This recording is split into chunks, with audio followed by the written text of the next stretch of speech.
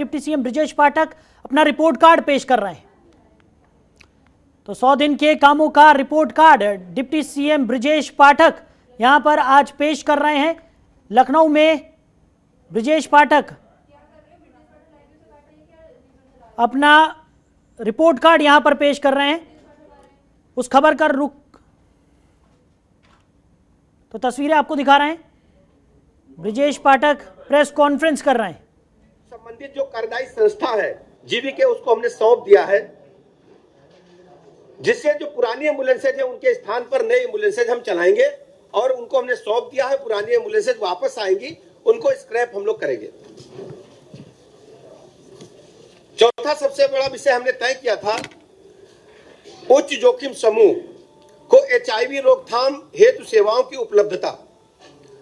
उच्च जोखिम समूह को एचआईवी रोकथाम हेतु उपलब्ध कराई जाने वाली सेवाओं के संबंध में 6 जनपद प्रयागराज, सोनभद्र, गाजियाबाद, वाराणसी, गौतम बुद्ध नगर, आजमगढ़ में एनजीओ के माध्यम से हम लोग काम करेंगे। इसमें एनजीओ का चयन कर लिया गया है। उक्त चयनित संस्थाओं के साथ सक्षम स्तर से अनुमोदन के पश्चात 2022-23 में कार्य किए जाने की अनुबंध की कार्रवाई पूर्ण करा ली गई है। इस पर 1,19,93,926 की धनराशि का व्यय आएगा। हम जानते हैं कि जो एचआईवी है बहुत ही घातक रोग है, कैंसर की तरह ही घातक, कैंसर से अधिक घातक है। इसके लिए हमारे विभाग ने, हमारी सरकार ने एहतियात बरतने के लिए कदम उठाया है। हम इसमें काउंसलिंग भी करेंगे, बीमारों की चिन्हित भी करेंगे, उनका इलाज भी मैक्सिमम जो उच्च स्तरीय हो सकता है अपने देश में वो सब उपलब्ध कराएंगे। इसके अलावा अभी तक आप देखते थे कि विभिन्न चिकित्सालय जो हमारे प्रदेश में बने हैं हमने सैंक्शन कर दिए, लेकिन जमीन की उपलब्धता आबादी के बीच में नहीं हो पाती थी। उसके कारण जब हमें सरकारी जमीन लेना होता तो वो जमीन आबादी के बाहर मिलती थी, यानी ऐसी जगह मिलती थी जहां पर आवागमन आसान रूप से नहीं, आबादी के बीच में नहीं होती थी। अस्पताल बन गया आबादी से 5 किलोमीटर दूर, 2 किलोमीटर दूर, 5 किलोमीटर दूर, 10 किलोमीटर दूर, मरीज वहां कैसे जाएगा? किसी को इमरजेंसी की आवश्यकता है, गांव में कैसे जाएगा? तो हमारे विभाग ने तय किया है ऐसे सभी अस्पताल अब जो आबादी है उसके साथ बनेंगे, उसके बीच में बनेंगे या उससे सटाकर बनाएंगे। पहले जो निःशुल्क जमीन का था, निःशुल्क जमीन के कारण हम लोग ऐसा करते थे, लेकिन जो भूमि के अतिरिक्त जो बिल्डिंग है, जो उपकरण है, जो हमारी चिकित्सीय व्यवस्था पर खर्च होगा, वो उतना उपयोग में नहीं आ पाता था जो आबादी से दूर अस्पताल बनते थे। अब हम आबादी के बीच में, आबादी से सटा करके अस्पताल बनाएंगे और इसके लिए जमीन हम आप खरीदेंगे। अगर सरकार जमीन उपलब्ध नहीं करा पाती है, यानी ग्राम समाज या नगर पालिका या नगर निगम हमें जमीन नहीं दे पाता है, तो हम इस जमीन प्राइवेट पार्टी से भी खरीद करके आबादी के बीच में, आबादी से सटे अब हम अस्पताल बनाएंगे। इसके लिए कैबिनेट से प्रस्ताव हमने पास करा लिया है। इसके अलावा एक लक्ष्य तय किया था, जो निर्माणाधीन अस्पताल हैं उनको हमने कैसे शीघ्र जनता को समर्पित कर सकते हैं। उसके लिए 100 बेड का एक नया अस्पताल जयसिंहपुर सुल्तानपुर में हमने कंप्लीट करा लिया है, उसका भी लोकार्पण शीघ्र होगा। इसके अलावा एचआईवी के लिए 21 नए एकीकृत परामर्श एवं जांच केंद्र हमने खोले हैं, जिसको आईसीटीसी भी बोलते हैं हम लोग, और इनकी 21 तो हमारे काम करने की स्थिति में है। 6 नए केंद्र हम लोग पूर्ण कर रहे हैं और इसकी 6 की जो स्थिति है वो लगभग प्रक्रियाधीन है, लगभग अंतिम चरण में, इसको हम शीघ्र पूरा करेंगे। इसके अलावा 4 सामुदायिक स्वास्थ्य केंद्र बांदा, गोरखपुर, हरदोई एवं लखनऊ में हम लोकार्पण करने जा रहे हैं। 9 प्राथमिक स्वास्थ्य केंद्रों को देवरिया, सीतापुर, लखीमपुर में भी लोकार्पण हम करेंगे। इसके अलावा 3 जो है, जो 4 हमने ऊपर बताए हैं, इसमें 3 हमारे जो है वो कार्य पूर्ण हो गए हैं और गोरखपुर में चिकित्सा अधिकारियों के आवास केवल नहीं बन पाए, कार्य प्रगति पर है, लेकिन जो चिकित्सालय उसका काम पूर्ण हो गया है। प्राथमिक स्वास्थ्य केंद्रों का निर्माण पूर्ण कर दिया है। झांझर, बुलंदशहर के संयोजन की विद्युत का कनेक्शन नहीं हो पाया है, बाकी कार्रवाई पूरी हो गई है। प्राथमिक स्वास्थ्य केंद्र हमारे कंप्लीट है। केवल एक जगह बिजली का कनेक्शन शेष रह गया, वो भी प्रक्रियाधीन है। देवगांव 50 सैया अस्पताल का लोकार्पण शीघ्र हम लोग करने जा रहे हैं। केवल वहां पर बिजली और सैनिटरी की फिटिंग्स लगना बाकी है और बाकी काम लगभग पूरा हो गया है। जो अप्रोच रोड है वो भी शेष है, शीघ्र पूरा हो जाने पर हम इसको कंप्लीट करेंगे।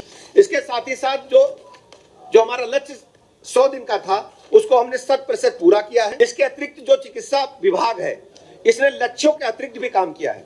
तो ये हमारा डेवलपमेंट को लेकर था, इंफ्रास्ट्रक्चर को लेकर था। हमारा लक्ष्य पूरे प्रदेश जो भी पीड़ित मरीज है वो हमारे लिए भगवान है। पूरे प्रदेश में जितने हॉस्पिटल्स हैं, डिस्ट्रिक्ट हॉस्पिटल्स हैं, CSCs हैं, हमने अस्पताल के मरीजों की सूची प्रतिदिन हमारे पास प्रतिदिन आते हैं।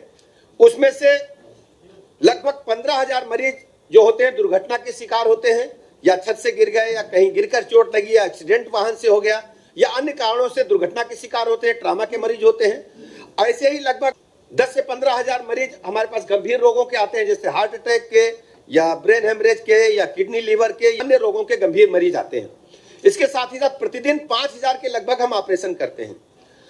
ऐसे सभी मरीजों का हालचाल हम लोग सीधा लेते हैं और ऐसे मरीजों से बात करते हैं। रेडी किसी भी 5 जनपद को हम रोज चुनते हैं और प्रति जनपद 2 मरीजों से बात करते हैं, उनका हालचाल लेते हैं। और मरीज जो कि सूचना के आधार पर संबंधित जनपदों में उनको हम धन्यवाद भी करते हैं, उनका आभार भी प्रकट करते हैं अपने चिकित्सकों का, और जहां कहीं त्रुटियां होती हैं उनको सुधार करने के लिए भी कहते हैं। इसके साथ ही साथ हमारा मानना है कि उच्च स्तरीय चिकित्सा व्यवस्था अबाध रूप से लोगों को मिलती रहे। तो हमारे जो चिकित्सालय है, जो हमारा स्टाफ है, हमारे चिकित्सक है, हमारा पैरामेडिकल स्टाफ है, सभी लोग तन्मयता से कार्य में जुटे हैं। 100% हाजिरी हो रही है। जो भी छुट्टी लेगा पहले से सूचना देगा। आकस्मिक कार्यों को छोड़ करके कोई दिक्कत नहीं, सब लोग अस्पताल में आ रहे हैं। वैक्सीनेशन के मामले हम लगभग 100% पे हैं। जो बच्चों का वैक्सीनेशन है वो भी 70% से ऊपर 74% हम लगभग बता रहे थे। कल मैंने पढ़ा था कि उससे अधिक हम लोग कर लिए हैं। फर्स्ट डोज हमारी 97.4% पहुंच गई है। और जो ये 14 साल से नीचे बच्चों का है ना, 12 से 14 वालों को 73.7 पर हम पहुंच गए। यानी वैक्सीनेशन में भी हमारा विभाग अच्छा काम कर रहा है। कोरोना का प्रकोप हमारे उत्तर प्रदेश को टच नहीं कर पाया, इसलिए मैं बहुत बहुत आभार अपने चिकित्सा अधिकारियों का, पैरामेडिकल स्टाफ का, पूरी व्यवस्था से जुड़े अपने सहयोगियों का करता हूं।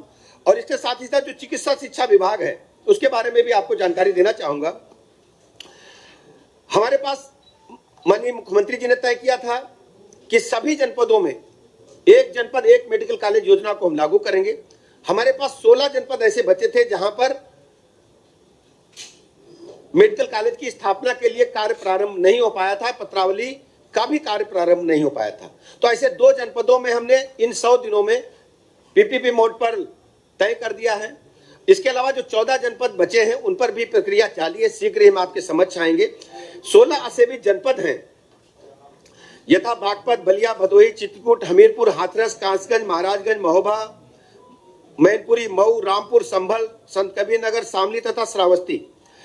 इसमें हमने महाराजगंज और संभल में PPP मोड पर MOU कर लिया, काम शुरू हो गया। शेष 14 के शीघ्र आपके बीच में आएंगे। इसके अलावा MBBS की पाठ्यक्रम की सीटों में 600 की वृद्धि हमने की है। हम सब जानते हैं कि जो हमारे चिकित्सक हैं उत्तर प्रदेश में आबादी के लिहाज से उपलब्ध नहीं है। हम अपने मेडिकल कॉलेजों में लगातार इनकी MBBS की सीटें बढ़ा रहे हैं और इसके लिए विभिन्न कॉलेज संस्थानों में MBBS पाठ्यक्रम की कुल 1350 सीटें बढ़ाई गई हैं, जिसमें 900 सीटें राजकीय क्षेत्र में, 450 सीटें निजी क्षेत्र में बढ़ाई गई हैं। PG पाठ्यक्रमों की सीटों में हमने 725 सीटें बढ़ाई हैं, जिसमें विभिन्न मेडिकल कॉलेज संस्थानों में 573 MDMS तथा 152 DNB अर्थात कुल 725 PG सीटों की हमने वृद्धि की है। नर्सिंग पाठकों की सीटों में 2400 की वृद्धि किया जाना। जो हमारी नर्सिंग स्टाफ है उनकी भी बड़ी संख्या में कमी है, तो हम वहां भी सीटें बढ़ा रहे हैं। इसमें निर्धारित लक्ष्य के सापेक्ष विभिन्न नर्सिंग संस्थानों में संचालित नर्सिंग पाठ्यक्रमों में कुल 7000 सीटों की वृद्धि हुई है। कुल 7000 नर्सिंग की सीटें हम लोगों ने प्रदेश में इन 100 दिनों में बढ़ाई है। पैरामेडिकल पाठ्यक्रमों की सीटों में वृद्धि किया जाना। निर्धारित लक्ष्य के सापेक्ष प्रदेश के विभिन्न मेडिकल कॉलेज संस्थानों में पैरामेडिकल पाठ्यक्रमों की सीटों में 2000 की वृद्धि हमने की है।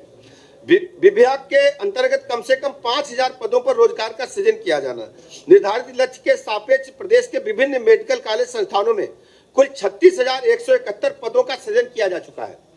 विभिन्न मेडिकल कॉलेज संस्थानों में 36,171 पदों का सृजन इन 100 दिनों में किया है और जिनके सापेक्ष 3007 पदों पर भर्ती की कार्रवाई पूर्ण करा ली गई है। शेष पदों पर कार्रवाई प्रक्रियाधीन है। इसके अलावा प्रदेश के 41 प्रांत लिक्विड मेडिकल ऑक्सीजन की भंडारण क्षमता 420 किलोलीटर की वृद्धि हो जाएगी। प्रदेश के समस्त राजकीय मेडिकल कॉलेज चिकित्सा संस्थानों में मरीजों की सुविधा हेतु पारदर्शिता हेतु हॉस्पिटल इंफॉर्मेशन मैनेजमेंट सिस्टम का क्रियान्वयन किया जा रहा है। प्रदेश के 13 राजकीय नर्सिंग कॉलेज फेज 1, 5 स्वशासी राजकीय चिकित्सा महाविद्यालयों में कुल 1037 पदों का सृजन किया जा रहा है।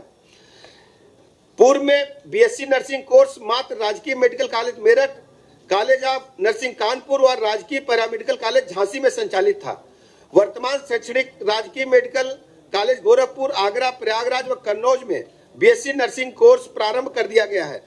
उक्त के अतिरिक्त 11 अन्य राजकीय मेडिकल कॉलेज में बीएससी नर्सिंग कोर्स प्रारंभ किया जाना प्रस्तावित है। राजकीय medical college Agra, Prayagraj, Gorakhpur, Meerut, Kannauj, college of nursing Kanpur तथा राजकीय पैरामेडिकल कॉलेज में झांसी में बीएससी नर्सिंग पाठ्यक्रम के सुचारू संचालन हेतु शैक्षणिक संवर्ग के 14 पदों पर संविदा के आधार पर नियुक्त कर दी गई है। उक्त के अतिरिक्त शैक्षणिक संवर्ग के 122 पदों पर भर्ती की कार्रवाई प्रक्रियाधीन है। ये सब चिकित्सा शिक्षा विभाग एवं चिकित्सा एवं स्वास्थ्य परिवार कल्याण के बारे में हमने 100 दिन की कार्रवाई आपके समक्ष प्रस्तुत की है। मैं आप सभी का बहुत बहुत आभार व्यक्त करता हूं। धन्यवाद। खबरों के निष्पक्ष विश्लेषण के लिए सब्सक्राइब करें Jantantra TV and press the bell icon. Never miss any update.